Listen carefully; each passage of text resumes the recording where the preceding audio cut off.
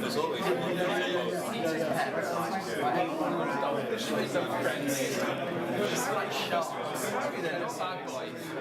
think behavioural change needs to be engineered in early. And one of the things we've found is that when someone is given a diagnosis of a lifetime condition, which is going to affect their behaviour going forward, that's not the time to try and change their behaviour because they're in shock.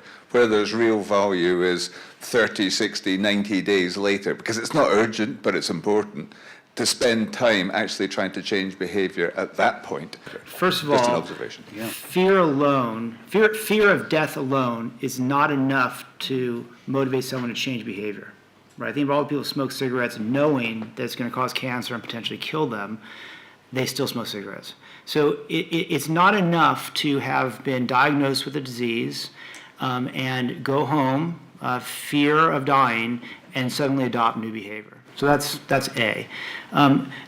B is, what you just pointed out, Graham, is that during that point when they do get diagnosed with that new disease, those first, we call the first 6 months, people are particularly open to support and help.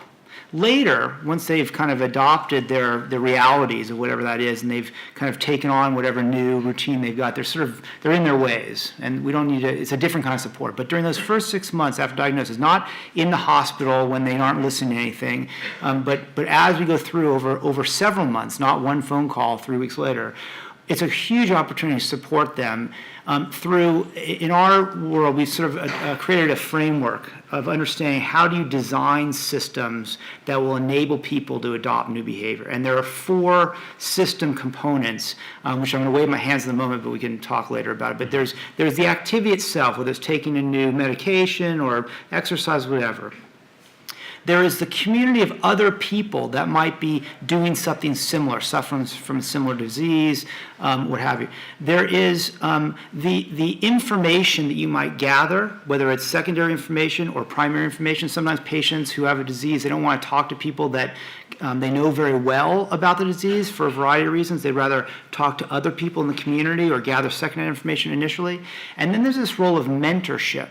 Mentorship's a little different than someone like a doctor saying it should be this way. It's a bit more of a guiding, trusted advisor type of role. And at the crosshairs of these 4 system things are what we call personal stimuli, support, guidance, feedback, and a little bit of maybe a competitive nature, a comparison of yourself to other people.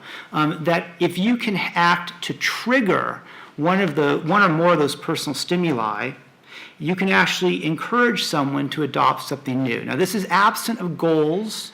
There's this whole theory around goal setting. And all this comes out, by the way, of